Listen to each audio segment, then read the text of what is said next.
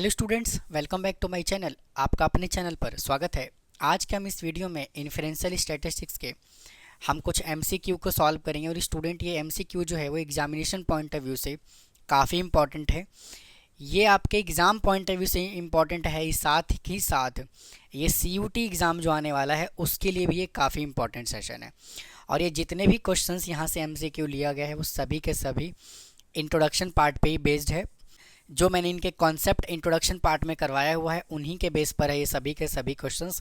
तो आइए सेशन को शुरू करते हैं। स्टूडेंट ये काफ़ी इंपॉर्टेंट है। तो देखिए फर्स्ट क्वेश्चन यहाँ से क्या कहता है, कहता है क्या कि जो नल हाइपोथेसिस है ना वो पॉपुलेशन से, और ये पॉपुलेशन सेम का सैंपल है, ये दोनों क्या है आपस में इक्वल है।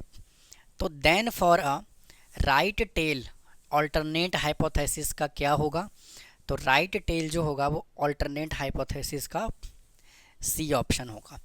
राइट टेल और लेफ्ट टेल की अगर मैं बात करूं तो देखिए कुछ इस तरह से वो बात कर रहा है हमसे, कुछ इस तरह से। तो ये इसका कहलाएगा राइट टेल और ये इसका कहलाएगा लेफ्ट टेल। तो जो पॉपुलेशन होगा वो क्या होगा, सैंपल से क्या होगा, ग्रेटर देन होगा। आइए नेक्स्ट क्वेश्चन की बात करते हैं। कहता है कि the degree of significance with which we reject the given hypothesis known as. तो इसको हम किस नाम से जानते हैं जिनको हम एक्सेप्ट और रिजेक्ट करते हैं, तो यहाँ से क्या आएगा, लेवल ऑफ सिग्निफिकेंस। फिर कहता है कि the critical value of Z for right tail test 5% level of significance. तो इसका वैल्यू क्या होगा, 1.65। तीन वैल्यू है यहाँ से, 90% कॉन्फिडेंस लेवल, 95% कॉन्फिडेंस लेवल और 99% कॉन्फिडेंस लेवल। तो आपको तीनों के तीनों वैल्यू ही लर्न कर लेना है, एमसीक्यू में वैल्यू पूछा जा सकता है। फिर क्या कहता है फोर्थ क्वेश्चन में, if the sample size is large then the shape of the sampling distribution is approximately equal to. तो किसके इक्वल होगा, ये आपका होगा नॉर्मल डिस्ट्रीब्यूशन के इक्वल होगा। फिर कहता है for a student T test the test static T is given by. तो टी टेस्ट हम किससे परफॉर्म करते हैं, तो हम डी से, यानी कि डी ऑप्शन है इसका। और जब एन की वैल्यू 30 से छोटा गिवन होता है तो हम ये लिखते हैं। और जब एन का वैल्यू, जब एन 30 या 30 से बड़ा होता है तो इसका फॉर्मूला क्या होगा, sample mean minus population mean divided by standard deviation divide by √n। तो ये भी आप स्टूडेंट यहाँ से याद रख सकते हैं। चलिए अगले एमसीक्यू की तरफ चलते हैं। देखिए कहता है कि the range of the variable T distribution. तो स्टूडेंट इसका रेंज क्या होगा, -इन्फिनिटिव से +इन्फिनिटिव होगा। फिर कहता है the mean of the T distribution is, T distribution का जो मीन होगा वो क्या होगा आपका 0 होगा। फिर कहता है if the calculated value of modulus T less than है डिग्री ऑफ फ्रीडम से। तो इसका मतलब क्या है कि जो नल हाइपोथेसिस है वो क्या हो जाएगा, एक्सेप्ट हो जाएगा। ये हमने क्वेश्चन में भी सॉल्व किया है। फिर क्या कहता है, if the null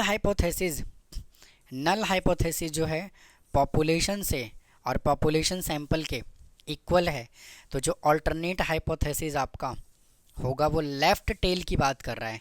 first question में हमने राइट टेल की बात करी थी और इसमें वो लेफ़्ट टेल की बात कर रहा है। तो इसका जो ऑप्शन होगा वो आपका ए हो जाएगा। तो इसका आंसर क्या आ जाएगा स्टूडेंट, ए आ जाएगा। फिर कहता है if the sample size N is 28, अगर एन 28 गिवन है तो डिग्री ऑफ फ्रीडम बताना है। तो यहाँ से डिग्री ऑफ फ्रीडम का फॉर्मूला क्या होता है, n-1। तो 28 - 1 इज इक्वल टू कितना आएगा, 27। चेक करिए, ऑप्शन डी है। फिर कहता है for testing the significance of the difference between the means of two independent sample the degree of freedom. तो जब दो डाटा हमें गिवन होता है तो डिग्री ऑफ फ्रीडम का फॉर्मूला क्या बनेगा, n1 + n2 - 2। नेक्स्ट क्वेश्चन की तरफ चलिए। देखिए कहता है कि the static T testing the significance difference between means of the two independent sample. अब देखिए उसने हमसे टू टेस्ट की बात कर दी, टू सैंपल टी टेस्ट की बात कर दी। तो टू सैंपल टी टेस्ट का जो फॉर्मूला बनेगा स्टूडेंट वो क्या बनेगा, आपका बी ऑप्शन बनेगा। ठीक है जी। अब देखिए स्टूडेंट, यहाँ पे जो हमें मीन और वाई गिवन है, यानी कि उसने फर्स्ट मीन को जो है ना वो ये कहा है, और सेकंड मीन जो हमें जूम करते हैं उसको उसने वाई कहा है, तो आप कंफ्यूज मत होइएगा। अब देखिए अगला कुछ फिलिंग द ब्लैंक्स है, ये भी एमसीक्यू के फॉर्मेट में आ सकता है। कहता है कि collection of object experiment event is called, इसको हम क्या कहते हैं, पॉपुलेशन।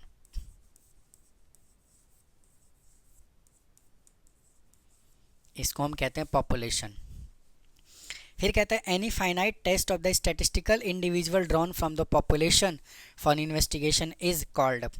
जो पॉपुलेशन में से जो डाटा को लिया जाता है, आप समझ गए होंगे, इसको क्या कहा जाता है, सैंपल कहा जाता है।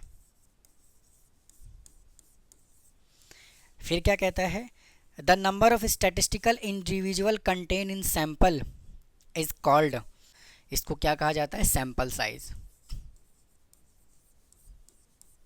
Sample size. फिर आगे चलते हैं, कहता है क्या, अ मेजरेबल कैरेक्टरिस्टिक्स पॉपुलेशन, पॉपुलेशन के कैरेक्टरिस्टिक्स को जो मेज़र करता है उसको कहा जाता है स्टैटिस्टिक। STATISTIC। स्टूडेंट स्टैटिस्टिक नहीं, इसको हम कहते हैं पैरामीटर। भाई माफ़ करना, इसको हम क्या कहते हैं, पैरामीटर। METER। फिर क्या कहा जाता है, द मेजरेबल कैरेक्टरिस्टिक सैंपल, और सैंपल के मेजरेबल कैरेक्टरिस्टिक्स को हम क्या कहते हैं, स्टैटिस्टिक। तो स्टूडेंट आप याद रखेंगे, पॉपुलेशन के मेजरेबल कैरेक्टरिस्टिक्स को कहा जाता है पैरामीटर, और आपके सैंपल के कैरेक्टरिस्टिक्स के मेजरेबल को क्या कहा जाता है, स्टैटिस्टिक। फिर कहता है in a hypothesis test the significance level alpha denote the probability of making. Alpha किसको डिनोट किया जाता है, ये अल्फा से किसको डिनोट किया जाता है, टाइप 1 एरर को। टाइप 1 एरर को। तो ये था स्टूडेंट कुछ इम्पॉर्टेंट MCQ इन्फ्रेंशियल स्टैटिस्टिक्स का। तो उम्मीद है आपको ये आज का कंटेंट पसंद आया होगा। अगर कोई डाउट है तो कमेंट बॉक्स में कमेंट करें, चैनल को सब्सक्राइब करें, वीडियो को लाइक करें। फिर मिलता हूँ किसी और टॉपिक के साथ। थैंक यू, धन्यवाद।